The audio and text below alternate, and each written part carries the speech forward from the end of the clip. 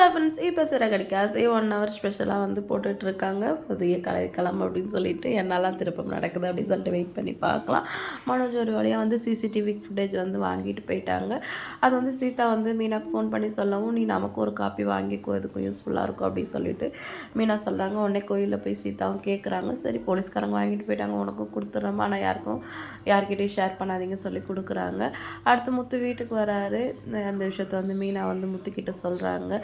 Okay, நீ பண்ணது நல்ல விஷயம் தான், நம்மளும் ஒரு பக்கம் தேடலாம் அப்படின்னு சொல்லிட்டு இந்த மலேசியக்காரங்க இப்போ தான் ஊருக்கு போனாங்க, நம்பர்லாம் கொடுத்துட்டு போனாங்க அப்படின்னு சொல்லிட்டு மனோஜை கூப்பிட்டு முத்து சொல்கிறாரு. இந்த மாதிரி இந்த மலேசியாவில் நம்ம வீட்டுக்கு வந்தாங்கல்ல, அவங்க சொன்னாங்க அவங்களுக்கு தெரிஞ்சவங்க தான் பெரிய ஜெயிலெல்லாம் ஆஃபீஸராக இருக்காங்கன்னு சொல்லிட்டு அப்படின்னு சொன்னோடனே நம்ம மனோஜ் வந்து ஆரம்பமாக அப்போ நம்ம மாமனார்கிட்ட பேசலாம் அப்படின்னு கேட்க போகிறாரு. ரோஹிணி இருந்துட்டு சண்டை போடுறாங்க.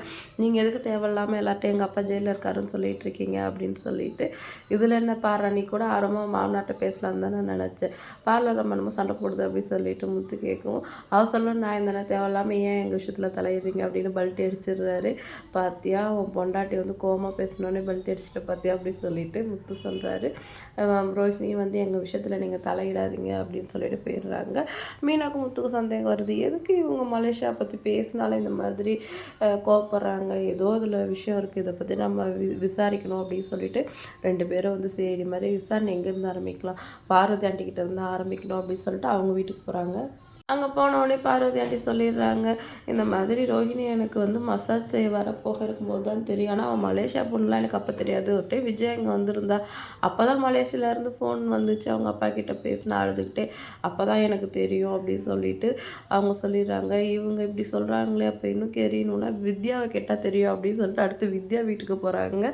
அங்கே போயிட்டு வித்யாவை கிட்ட நீ கேளு, அவள் வந்து முன்னாடி நீ கேட்டப்போ சொன்னாலே அதே பதில் சொன்னால் இவங்க உண்மையை பேசுகிறாங்கன்னு அர்த்தம், ஏதாவது மாற்றி மாற்றி பேசினா போய் சொல்கிறாங்க அர்த்தம் அப்படி சொல்லிட்டு முத்து சொன்னோடனே மீனாவும் போய் வித்யா கிட்ட விசாரிக்கிறாங்க. கடைசியில் இவங்க எதிர்பார்த்த மாதிரியே வித்யா வந்து எல்லா பதிலையும் மாற்றி மாற்றி சொல்லவும் இவங்களுக்கு வந்து சந்தேகம் வந்து அதிகமாகிடுச்சு. மீனா கீழே வந்து முத்துக்கிட்ட சொல்கிறாங்க, நம்ம நினச்ச மாதிரி தாங்க, வித்யா வந்து முன்னாடி என்கிட்ட பதில் சொல்லும்போது வேறு மாதிரி சொன்னாங்க, இப்போ மாற்றி மாற்றி பேசுகிறாங்க அப்படின்னு சொல்லிட்டு சந்தேகப்படுறாங்க. அப்போ கண்டிப்பாக அதில் ஏதோ விஷயம் இருக்குது அப்படின்னு சொல்லிட்டு 2 பேரும் முடிவு பண்ணிடுறாங்க. வித்யா வந்து ரோஹிணிக்கு ஃபோன் பண்ணி இந்த மாதிரி மீனா என்கிட்ட வந்து விசாரிச்சுட்டு போனாங்க, நீ கொஞ்சம் கேர்ஃபுல்லாக இருந்துக்கோ அப்படின்னு சொல்கிறாங்க. இந்த விஷயத்தை கேட்டுட்டு நான் பார்த்துக்கிறேன், நீ எதுவும் மேலே கொண்டு உளறி வைக்காமல் இருந்தால் சரி அப்படின்னு சொல்லிட்டு ரோஹிணி வந்து மனோஜ் கிட்ட போய் சண்டை போடுறாங்க. இந்த மீனா தேவையில்லாத வேலை பார்த்துருக்கா, வந்து நம்ம பணத்தை தொலைச்சோம் அதை பற்றி போய் வித்யாட்ட கேட்டிருக்கா அப்படின்னு சொல்லிட்டு மாற்றி சொன்னாங்க. இவங்க எது தேவையில்லாத வேலை அப்படின்னு மனோஜ் திட்டுறாரு. அந்த பணத்துக்காக தான் அவங்க இப்படிலாம் பண்ணுறாங்க, நம்ம சீக்கிரம் அந்த பணத்தை எப்படியாவது அவங்கக்கிட்ட கொடுத்துடணும் அப்படின்னு சொல்லிட்டு ரோஹிணி சொல்கிறாங்க.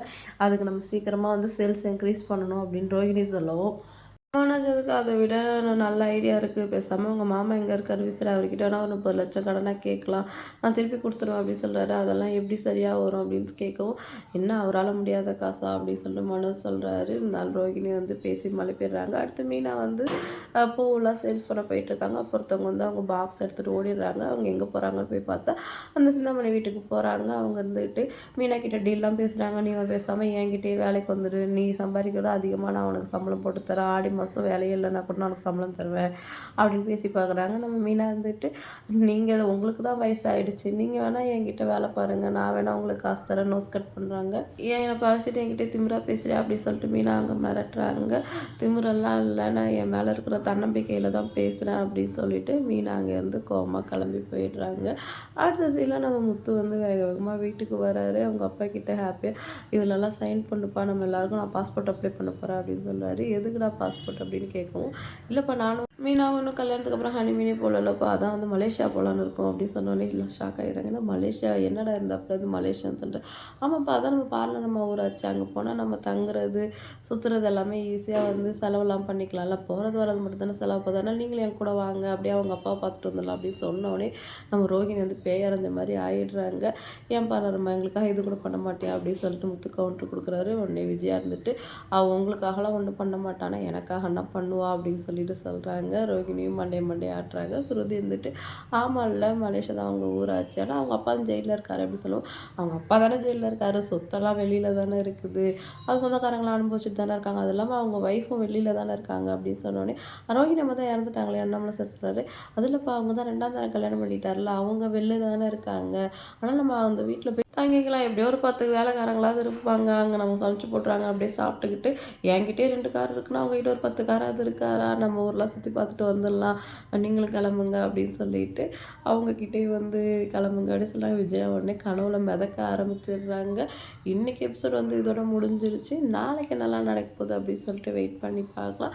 ரோஹிணி இதுலேருந்து தப்பிக்கிறாங்களா? இல்லை முத்து வச்ச பொறியில் வந்து மாட்டுறாங்களா அப்படின்னு பார்க்கலாம். வீடியோ செலக்ட் பண்ணிக்கோங்க. இன்னொரு வீடியோவில் நான் உங்களை மீட் பண்ணுறேன். டாட்டா பாய்.